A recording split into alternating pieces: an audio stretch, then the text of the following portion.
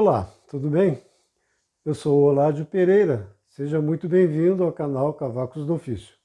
O tema da nossa conversa de hoje é dedicado a você que deseja iniciar-se na marcenaria e ainda não sabe muito bem por onde começar. Pois bem, eu tenho a te dizer que a marcenaria é talvez uma das atividades mais antigas do mundo, porque quando lá o homem das cavernas resolveu procurar uma vara reta e apontar uma extremidade numa pedra para transformá-la numa lança, ele estava começando na marcenaria, porque ele estava transformando madeira numa peça de utilidade. Pois bem, a marcenaria de lá para cá, claro que evoluiu bastante, mas não o seu princípio fundamental, que é a necessidade de, por trás dela, existir uma pessoa empreendedora, criativa e talentosa. Bem, até o tempo em que eu era criança, as marcenarias basicamente eram de um tipo só, de um padrão.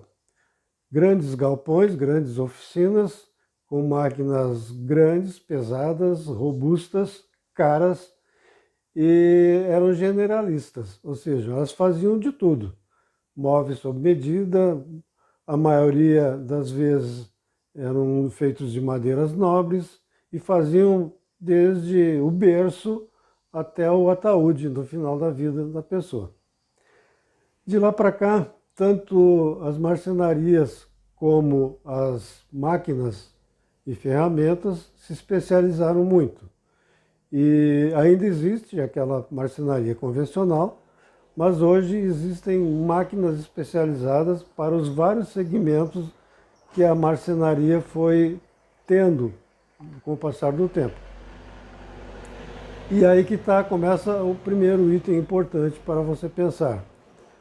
Não começar pelaquela marcenaria convencional, porque ela exige pessoas muito experientes, marceneiros já com muito tempo de trabalho, mas iniciar por um segmento da marcenaria ou uma especialização que vai exigir muito menos de você. Então hoje existem vários segmentos da marcenaria específicos que também exigem tipos de ferramentas, aptidões ou talentos também específicos. Por exemplo, marcenaria de artesanato. Nós podemos começar falando sobre aquela marcenaria mais fina, que é a da machetaria ou da fabricação de pequenos objetos mais finos, geralmente combinando madeiras de tonalidades e espécies diferentes em objetos mais artísticos, tipo pequenas caixas como porta-joias, caixinhas de música, adereços femininos, enfim, é um artesanato mais fino. Mas o artesanato também se subdivide em vários nichos. Existe, por exemplo, um outro em que o marceneiro faz peças em MDF, que são um pouco mais, não digo rústicas, mas são mais simples, que são destinados aos artesãos fazerem os acabamentos com técnicas específicas de artesanato.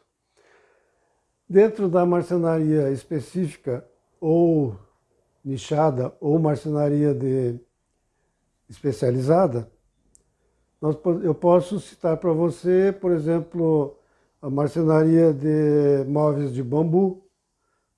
Você pode ter uma fábrica também de móveis de jardim.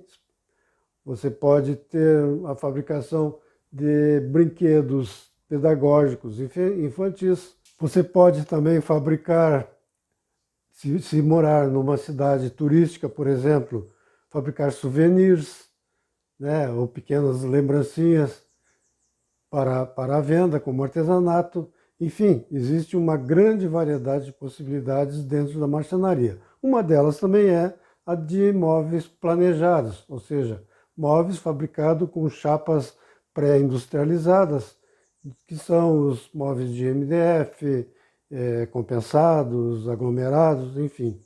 Aliás, esse é um nicho bastante interessante e eu quero, então, aproveitar e te recomendar o nosso curso Marcenaria MDF1, que justamente é destinado àqueles marceneiros que estão começando agora e com uma didática muito simples, com muita facilidade, exigindo muito pouca ferramenta e pouco espaço. Até porque hoje já existem madeireiras, lojas que te vendem os painéis já cortados dentro dos tamanhos especificados por você. Isso vai evitar que você precise investir um bom dinheiro em máquinas, serras e em espaço também, que são bastante caros. Uma outra questão importante a definir é que tipo de marceneiro você quer ser e que tipo de marcenaria você vai montar.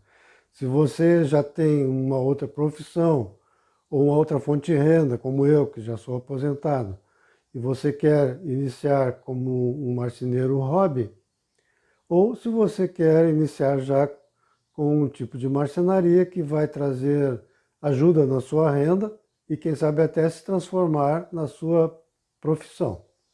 Isso tudo vai definir que tipo de marcenaria você vai montar e qual o investimento inicial que você vai precisar fazer em máquinas e em espaço para a sua marcenaria. Agora, uma coisa é certa, para todos os tipos de marcenaria existem algumas ferramentas manuais e máquinas que são fundamentais e indispensáveis que você tenha. Vamos lá então?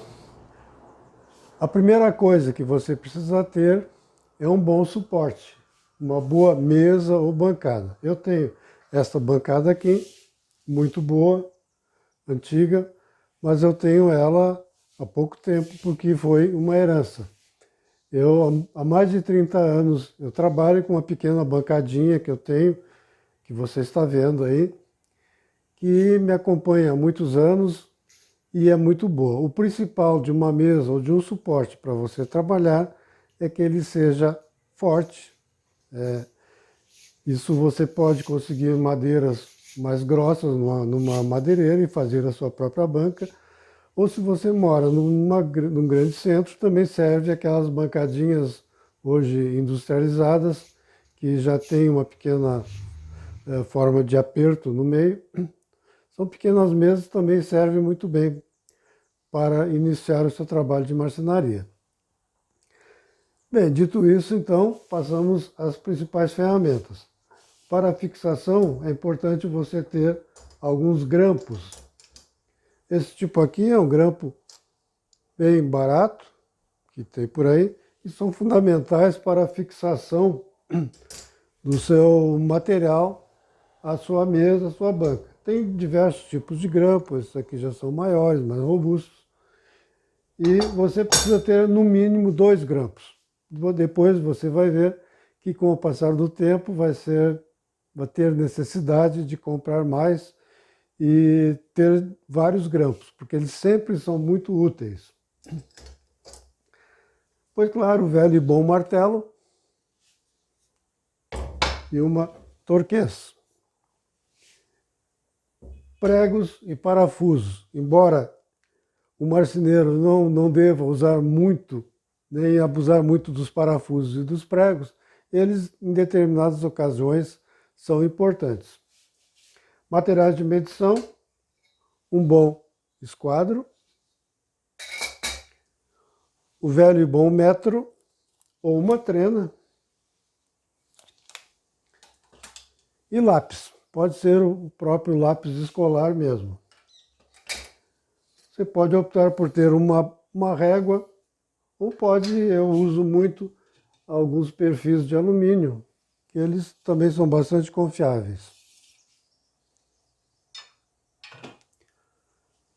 As colas, é fundamental você ter cola branca, as colas instantâneas, que são as bonders, né? E se você trabalhar com painéis tipo MDF, cola de contato ou aquela velha cola de sapateiro.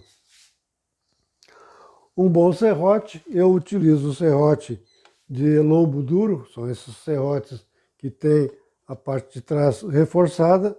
Eu tenho 2, com dentes de tamanhos diferentes. Lixas, é importante você ter um conjunto de lixas, pode começar com algumas lixas de número 80, algumas de número 100 ou 120, 240, 480, enfim, sempre 420, sempre mais ou menos duplicando o número da grana. É importante você ter uma boa lima ou uma grosa.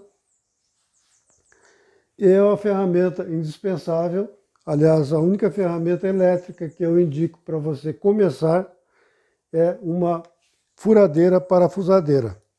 Hoje elas existem em vários modelos, a maioria já tem a dupla função de furação e parafusadeira, então você tem numa máquina só duas funções que são indispensáveis e hoje não se admite mais ficar parafusando à mão, nem trabalhar sem uma furação. Aliás, até para pregar determinadas madeiras são importantes que você faça uma pré-furação.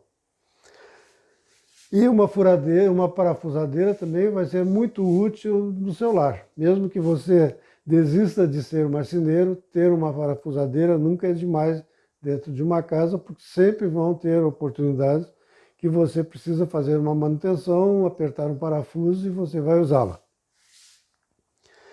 E materiais de limpeza, o bom e velho pincel para limpeza menor e uma vassoura, uma pazinha e um receptáculo, pode ser um saco para lixo ou uma lata, enfim, material para limpeza. Aliás, a limpeza é fundamental numa oficina para a sua organização e também para a sua segurança.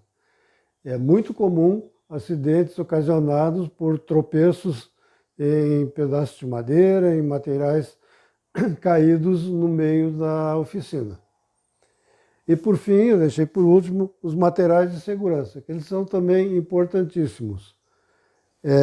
Por exemplo, começando pelo avental, a proteção, ele não só me protege da sujeira, mas também ele fecha minhas roupas para que não aconteça de alguma roupa um pouco mais larga pegar uma ferramenta e me puxar, né, me maniar. Então, um avental ou um macacão, eles são importantes.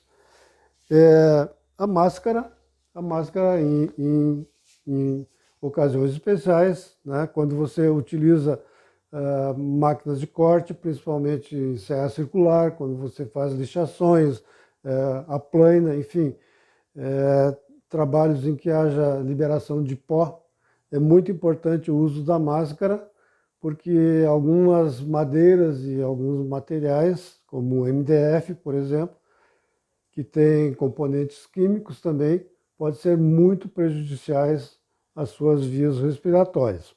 O uso de óculos principalmente de segurança, porque também quando você serra, quando você fura, podem saltar fagulhas ou cavacos ou pedaços de madeira ou metal e causar acidentes aos olhos. As luvas, é importante que sejam luvas que não